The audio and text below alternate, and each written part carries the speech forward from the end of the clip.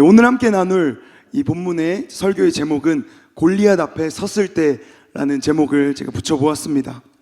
오늘 본문에 등장하는 우리 다윗과 골리앗 이야기는 다들 많이 들어보셨을 거고 다들 너무나 잘 알고 계신 이야기라고 생각됩니다. 오늘 함께 말씀을 나누기 이전에 우리 본문에 등장하는 블레셋 군대의 장수였던 골리앗에 대해서 잠깐 살펴보고자 합니다. 혹시 인류 역사상 우리 이 사람들 중에 인류 역사상 제일 큰 키로 기록이 남아있는 사람이 누군지 혹시 알고 계신가요? 네, 잘 모르시죠? 저희 로버트 워들로라는 사람입니다. 한번 사진 보겠습니다. 네, 저 우측에 보이는 사람이 이제 일반 사람이고요. 왼쪽이 이제 로버트 워들로라는 사람인데요. 저 사람의 키가 기록된 것에 의하면 무려 2m 72cm였다고 합니다. 2m 72cm로 우리 인류 역사상 최장신으로 기록되어 있는 사람입니다. 그렇다면 우리 한국에서는 과연 어떤 사람이 가장 최장신일까요? 여러분들도 잘 알고 계실 수도 있겠는데요. 우리 한국에서 최장신으로 기록되어 있는 사람은 전 농구 선수인 하승진이라고 합니다. 기록된 것으로는 2m 21cm고 저희 사진에 이제 사랑하는 아내와 찍은 사진입니다. 머리가 거의 2개 차이가 나죠. 네, 저 하승진은 우리 나라 사람으로서 2m 21cm였는데요.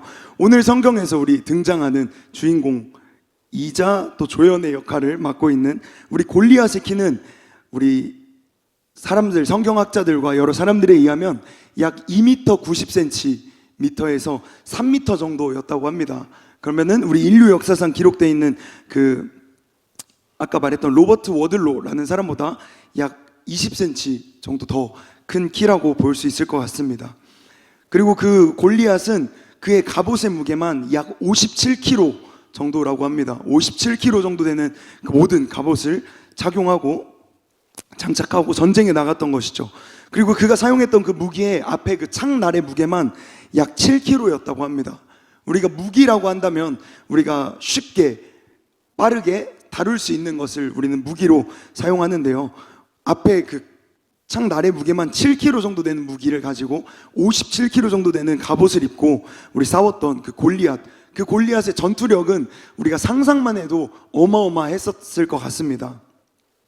그렇다면 오늘 이 골리앗 앞에 우리가 섰을 때, 우리가 그 골리앗을 만났을 때 그 앞에서 우리는 어떻게 행동하며 나아가야 할까, 어떻게 말하고 또 어떻게 행동하며 나아가야 하는지 오늘 함께 나누길 소망합니다. 오늘 함께 읽은 사무엘상 17장 전체 본문을 오늘 함께 다루려고 하는데요. 오늘 너무 길어서 45절에서 47절 말씀만 짧게 읽었습니다. 17장 초반 부분을 이렇게 보면은 블레셋 군대와 이스라엘 군대의 이제 전투하는 상황이 대치하고 있는 모습이 기록되어져 있습니다. 그 중에 싸움을 도두는 자라고 설명되어지는 그 골리앗이 맨 앞에 나와서 그 대치하는 상황 속에서 이스라엘 군대, 하나님의 군대였던 이스라엘 군대를 모욕하면서 아주 욕하면서 손가락질하면서 도발하기 시작합니다. 그 골리앗이 아무나 이 앞에 나와서 나와 1대1로 붙어보자. 나와 1대1로 붙어서 이기면 그 이기는 쪽이 이 전쟁에서 승리한 것으로 우리 하자. 이렇게 하면서 이스라엘 백성들을 도발하기 시작합니다. 그러자 이스라엘 백성들이 어떻게 했죠? 다들 잘 알고 계신 것처럼 아무도 나오지 못하고 두려워 떨게 됩니다. 우리 17장 11절 말씀 함께 보겠습니다. 사울과 온 이스라엘이 블레셋 사람의 이 말을 듣고 놀라 크게 두려워하니라. 우리 24절도 한번 보겠습니다. 이스라엘 모든 사람이 그 사람을 보고 심히 두려워하여 그 앞에서 도망하며 라고 우리 본문은 기록하고 있습니다.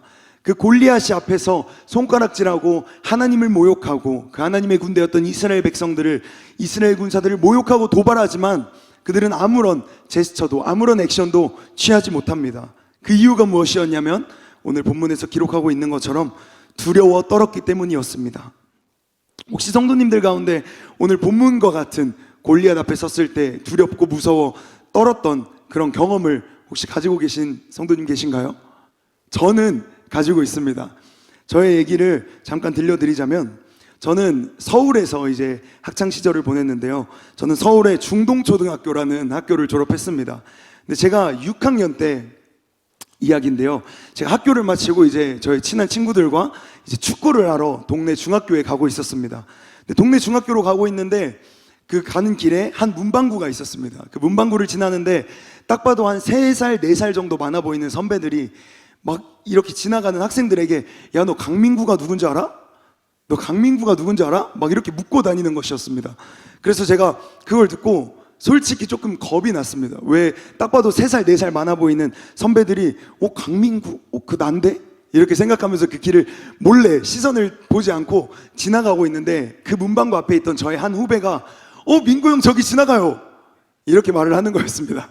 그래서 저는 깜짝 놀라서 쳐다봤는데 그 이제 선배들이 저를 다 쳐다본 것이죠. 그래서 저는 곧장 골목길로 붙잡혀 가게 됐습니다. 골목길로 가서 이제 그 선배들이 하는 얘기들을 들어보니까 그 선배들이 저를 찾았던 이유가 하나가 있었습니다. 그건 무엇이었냐면 네가 중동초등학교 싸움 짱이라며? 이렇게 저한테 묻는 거였습니다. 강민구 너가 중동초등학교 싸움 짱이라면서 나 여기 있는 이 친구는 우리 옆에 있는 동네 성원초등학교 싸움 짱인데 둘이 한번 붙어봐라. 이렇게 말을 하는 거였습니다. 그래서 딱 봤을 때 그 친구는 정말 오늘 이야기처럼 다윗과 골리앗이었습니다. 저는 어렸을 때부터 덩치가 크고 키도 크고 다른 또래들에 비해서 피지컬이 좋았는데 그 친구는 딱 봐도 다윗과 같이 조그만했습니다. 조그만한 친구였습니다. 그 제가 마음속으로 진짜 한 주먹거리도 안 되겠다.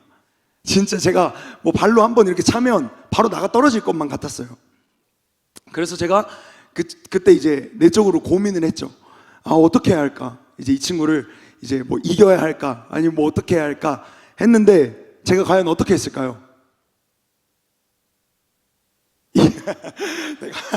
감사합니다. 제 편 들어주셔가지고 이겼을 것 같다고 대답해 주셨는데 저는 뭐라고 말했냐면 전 싸움짱 아닙니다. 전 싸움짱 아니에요. 저는 싸움 한 번도 해본 적 없고 저는 싸움짱이 아닙니다. 저는 아주 발뺌하고 도망쳤습니다. 근데 여기서 사실 체크를 하자면 저는 실제로 싸움짱이 아니었습니다. 저는 싸움을 한 번도 해본 적도 없었고 친구들을 때리고 그러지도 않았었는데 제 덩치랑 이런 것들 때문에 소문이 그렇게 났던 것 같습니다. 근데 제가 거기서 그 친구를 싸움 한 번도 안 해봤던 제가 싸워도 이길 수 있었을 것 같은데 왜 싸우지 못했냐, 싸우지 않았냐, 그 이유는 그 옆에 있는 선배들이 너무너무 무서웠습니다. 네. 제가 이렇게 저는 혼자 친구 옆에 제 친구랑 둘이 서 있었고 앞에 그 조그만한 친구 그리고 그 양옆에 한 선배들이 한 4명 해서 한 8명, 9명이 이렇게 진을 치고 한번 싸워봐라 이렇게 하면서 저한테 하는 것이었습니다. 그 제가 굉장히 무서워가지고 겁먹어서 싸우지 않았습니다. 이기지 않았고요. 싸우지 않았고 그 선배들 앞에서 무섭고 겁먹어가지고 이제 전 싸움장이 아닙니다. 저 혹시 가봐도 될까요? 이렇게 해서 도망갔던 기억이 있습니다. 제가 말씀을 준비하면서 이 다윗과 골리앗, 이 이스라엘 군사들을 묵상하면서 이 이스라엘 군사들의 마음이 꽤 공감이 되더라고요. 이 딱 봐도 가망이 없어 보이는, 딱 봐도 이길 수 없을 것 같던 그런 사람 앞에서 무서웠던 저의 경험을 돌아보니까 이 이스라엘 군사들이 충분히 그럴 수 있었겠구나 라는 생각이 들었습니다. 왜냐하면 우리 사람이라는 존재는 눈에 보이는 것에 반응할 수밖에 없는 사람들입니다. 우리가 눈에 볼 때 우리의 눈에 보이는 것들을 통해서 정보를 얻고 그 얻은 정보를 토대로 빠르게 우리의 뇌에 순환을 해서 빠른 판단을 하여서 이걸 싸워야 할지 싸우지 말아야 할지, 이걸 이렇게 해야 할지 저렇게 해야 할지를 우리 사람들은 빠르고 쉽게 판단하기 마련입니다. 그래서 저는 저의 경험을 토대로 볼 때 이스라엘 군사들, 이스라엘 백성들이 충분히 이해가 갔습니다. 근데 오늘 말씀을 보니까 다른 반응을 보였던 사람이 등장합니다. 그 사람은 우리가 잘 알고 있는 것처럼 소년 다윗이었습니다. 오늘 본문을 쭉 보면 이 전쟁의 현장에 다윗은 아버지의 심부름 때문에 그 전장으로 가게 됩니다. 가서 형들의 안부를 묻고 안부를 전하라는 그 아버지의 명령을, 아버지의 심부름을 듣고 전장에 가지만 다윗이 그곳에 갔을 때 어이없는 상황이 벌어집니다. 그것은 무엇이었냐면 할례 받지 않은, 하나님을 믿지 않는 그 이방신을 섬기는 그 블레셋 군사인 골리앗이 하나님의 이름을 모욕하고 하나님의 군사인 이스라엘 백성들을 나무라고 손가락질하고 있는 장면을 목격하게 됩니다. 그 당시 다윗은 너무너무 화가 났습니다. 주체할 수 없었습니다. 그 당시 소년 다윗은 뭐 여러 설들과 이야기들이 있지만 나이가 17세에서 18세 정도 사이였다고 합니다. 그럼 뭐 고등학생 정도인 건데요. 그 고등학생이 그 전쟁의 심부름 때문에 갔지만 웬 덩치 큰 골리앗의 그 도발과 그런 이야기들을 들을 때 화가 나는 것이었습니다. 그래서 아주 다윗이 흥분하고 화난 상태에 있었지만 그 이야기를 들은 우리 전장에 있던 다윗의 형들이 막 달려옵니다. 형들이 막 달려와서 야 다윗아 너 여기서 뭐하니? 너 너에게 맡겨진 양들은 어떻게 하고 너 여기 왜 왔니? 너 싸움 구경하러 왔니? 이렇게 하면서 다윗을 뭐라고 나무라기 시작합니다. 하지만 그 형들의 뭐라고 하는 그 말조차도 다윗의 그 흥분함과 다윗의 그 의분을 삭힐 수가 없었습니다. 다윗은 하나님의 이름이 땅에 떨어지는 것을, 하나님의 군대가 손가락질 받고 도발당하고 모욕당하는 것을 참을 수가 없었던 것입니다. 다윗은 형들의 제재와 그런 말림에도 불구하고 다윗은 계속해서 자기가 나가서 저 골리앗 때려잡겠다라고 담대하게 말합니다. 그 이야기가 이스라엘의 왕이었던 우리 사울 왕의 귀까지 들어가게 됩니다. 그래서 사울은 어떤 사람이 그렇게 말을 하는 것인지 그 사람을 데리고 와라 해서 다윗이 사울 왕 앞에 서게 됩니다. 오늘 본문에서 나오는 것처럼 사울이 다윗아 너는 나갈 수 없어. 너는 어리고 너는 싸움해본 경험도 없고 너는 훈련을 받지 않았기 때문에 너는 나갈 수 없다. 저 밖에 서 있는 저 골리앗은 어려서부터 군사였고 어려서부터 훈련받은 자이기 때문에 너는 나가면 그냥 승률도 없고 이길 확률도 없는 전쟁에 불과할 뿐이야. 넌 나가면 한마디로 개죽음일 뿐이야. 나가면 안 돼 라고 다윗을 말립니다. 하지만 왕의 말 또한 다윗의 그 마음에 의분을 막을 수 없었습니다. 다윗은 끝까지 내가 나가서 하나님의 군사를 모욕하는 저 골리앗을 제가 때려잡겠습니다 라고 말하자 끝내 말릴 수 없었던 사울은 어떻게 하느냐? 한 나라의 왕인 그 사울은 자신의 갑옷이라도 입고 가라고 그 갑옷을 건네줍니다.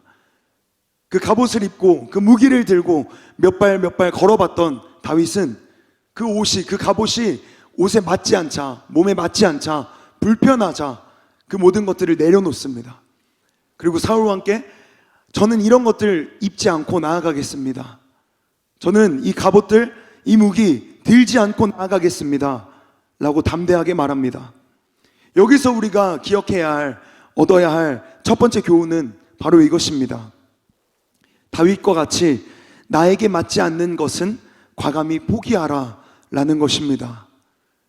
오늘 성경에서, 오늘 본문에서 기록하고 있는 것처럼 다윗은 자기 자신에게 맞지 않는 갑옷을 과감히 내려놓고 포기했습니다. 그 어떤 누군가에게는 이 왕의 갑옷, 이 왕의 무기를 한번 입어보는 것이 소원이었을 수도 있고 그 나라에서 가장 좋은 무기, 가장 좋은 갑옷, 가장 빛나고 가장 멋있는, 가장 튼튼한 내구성을 가진 갑옷이었을 것입니다. 하지만 다윗은 그것들을 의지하지 않고 그것들을 입기를 선택하지 않고 과감히 벗어 던집니다. 오늘날 이 세상 가운데 살아가고 있는 우리의 모습을 한번 돌아보면 좋을 것 같습니다. 우리에게 몸에 맞지 않는 것, 우리의 손에 맞지 않는 것을 우리는 잡으려고 하고 있지는 않는지, 우리는 입으려고 하고 있지는 않는지 한번 돌아보면 좋을 것 같습니다.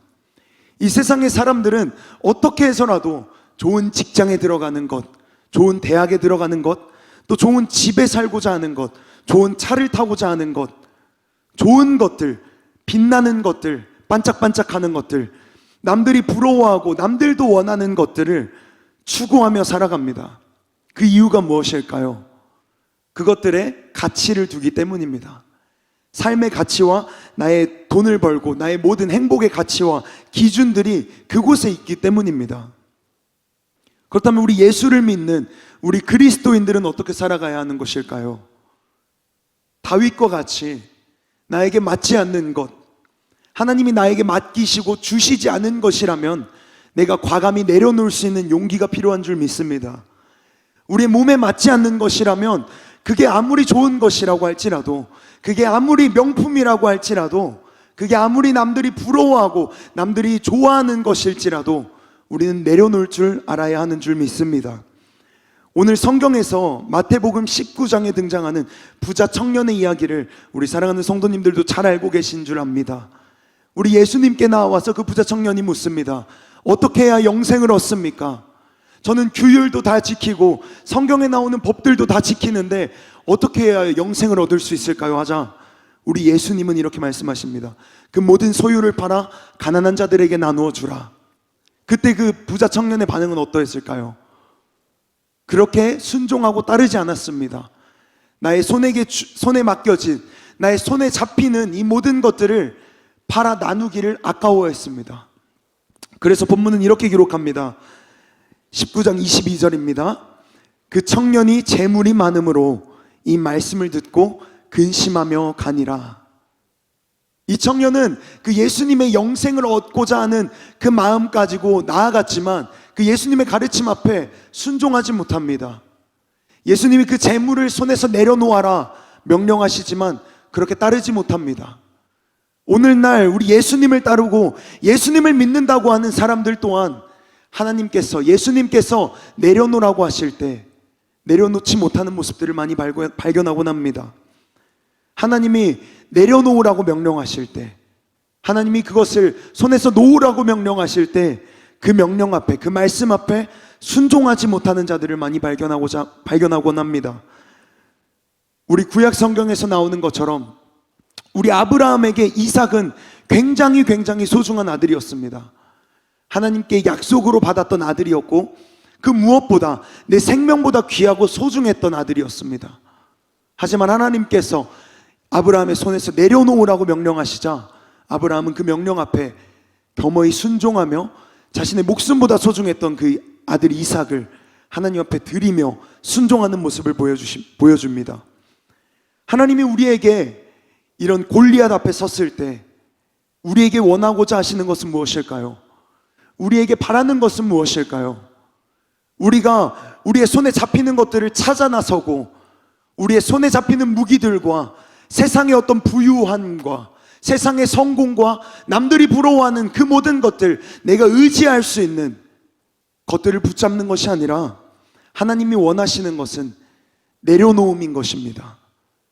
우리가 위기를 직면했을 때, 우리가 살아갈 때, 어려움을 직면했을 때, 그런 골리앗 앞에 섰을 때 하나님이 원하시는 것은 내가 의지할 수 있는 눈에 보이는 것들, 나의 손에 만져지는 것들을 의지하고 찾아 나서고 꽉 붙잡는 것이 아니라 그 모든 것들을 내려놓고 보이지 않는 하나님의 손만 붙잡고 나아가는 것을 하나님은 원하시는 것이었습니다. 우리의 삶 또한 위기를 직면했을 때, 이 세상의 골리앗을 만났을 때 우리의 몸에 맞지 않는, 우리가 손에 붙잡고 우리가 의지할 수 있는 것을 의지하는 것이 아니라 과감히 나의 몸에 맞지 않는 것을 내려놓고 과감히 그 모든 것들을 포기하고 하나님의 뜻을 구하며 하나님의 마음에 합한 자로 우리 살아가는 모든 성도님들 되시길 축복합니다.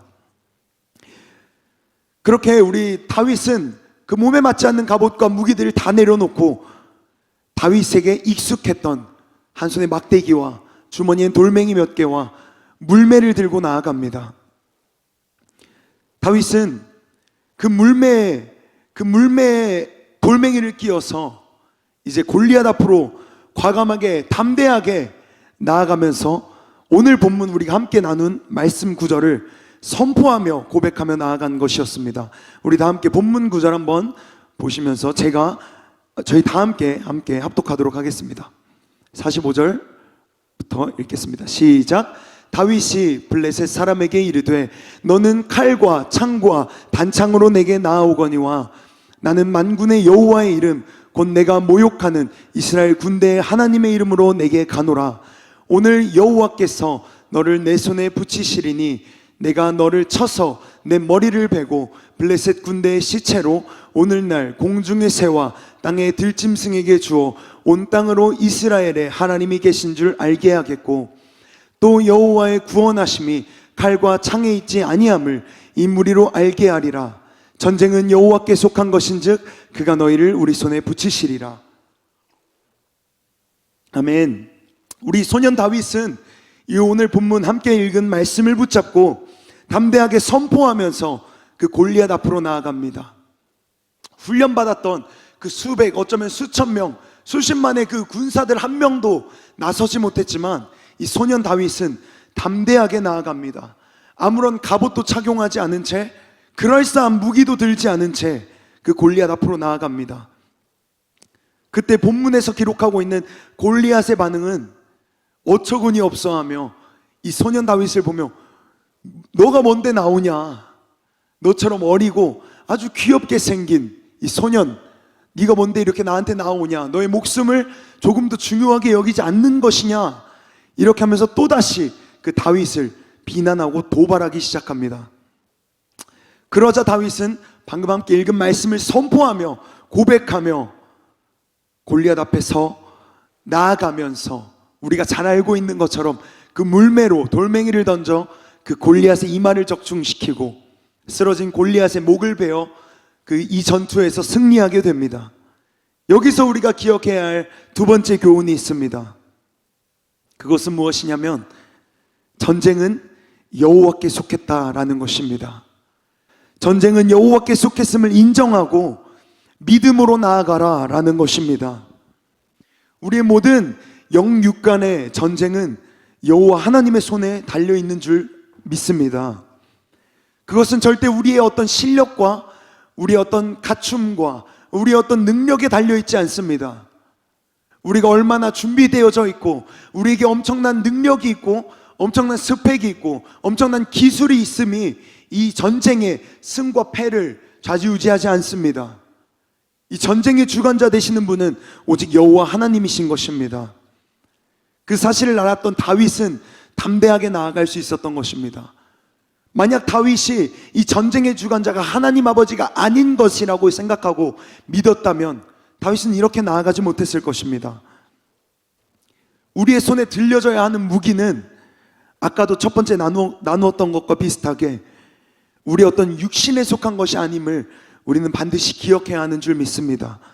우리 고린도후서 10장 4절 말씀을 다 함께 보겠습니다.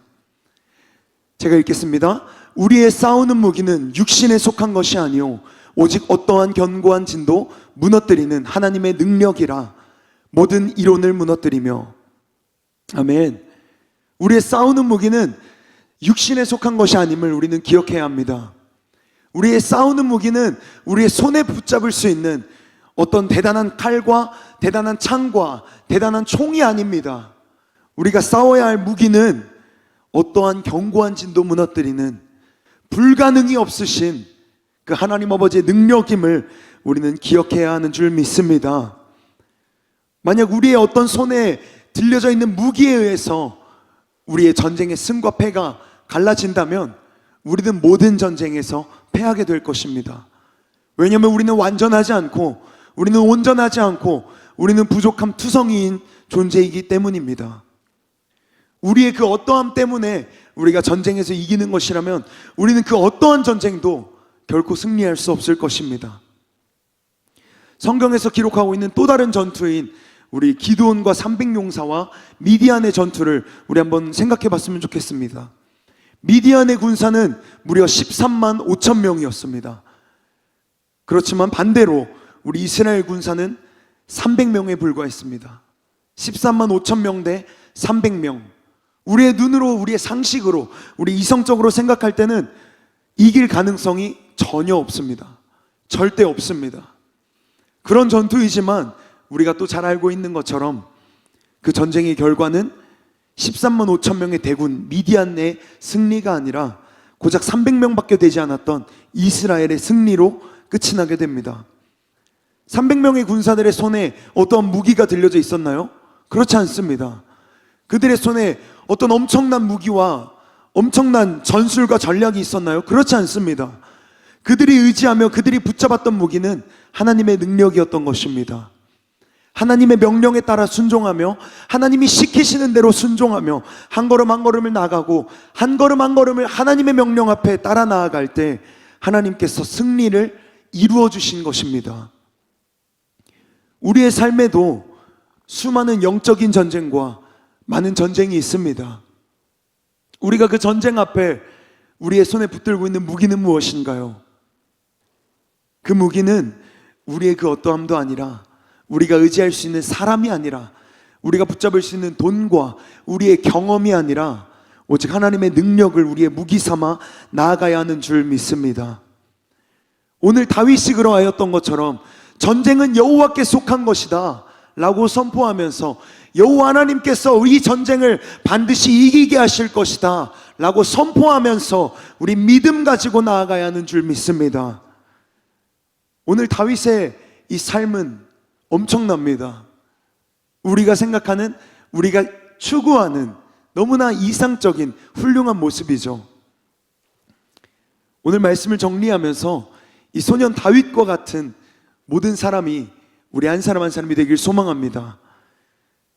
삶을 살아가면서 끝없이 많은 골리앗들을 만나고 마주하게 될 것입니다. 우리가 천국문에 들어갈 때까지, 우리가 하나님 앞에 설 때까지 계속해서 사탄 마귀는 우리를 무너뜨리려고 할 것이고, 우리를 예배하지 못하게 할 것이고, 우리의 감사와 기쁨을 빼앗으려고 끝까지 걸고 넘어지며 노력할 것입니다. 우리가 우리의 삶의 골리앗인 여러 문제와 시련, 고통과 아픔, 그 어려움이 끊임없이 찾아올 때 우리는 어떻게 반응해야 할까요?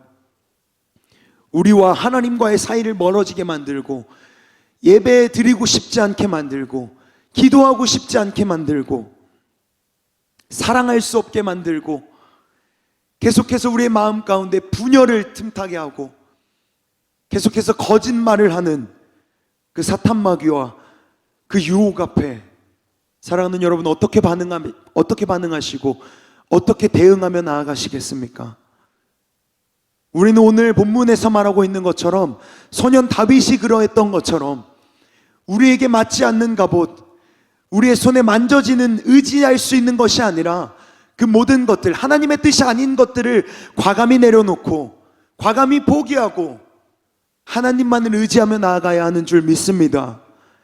하나님의 능력만을 붙잡고 전쟁의 주관자 되시는, 전쟁의 승패를 좌지우지하시는 그 하나님 아버지만을 믿으며 담대하게 나아가야 하는 줄 믿습니다.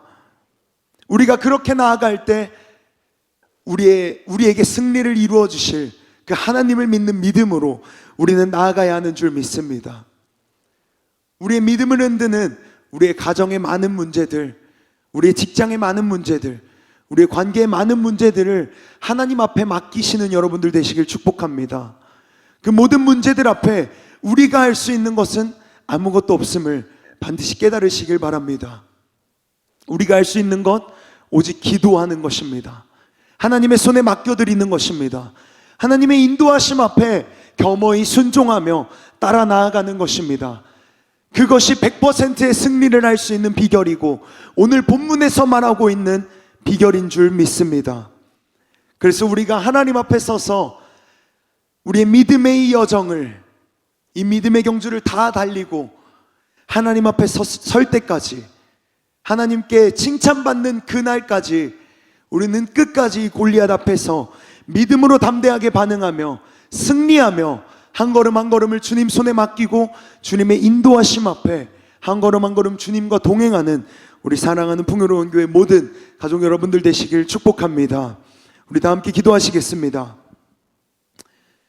살아계신 하나님 아버지 감사합니다.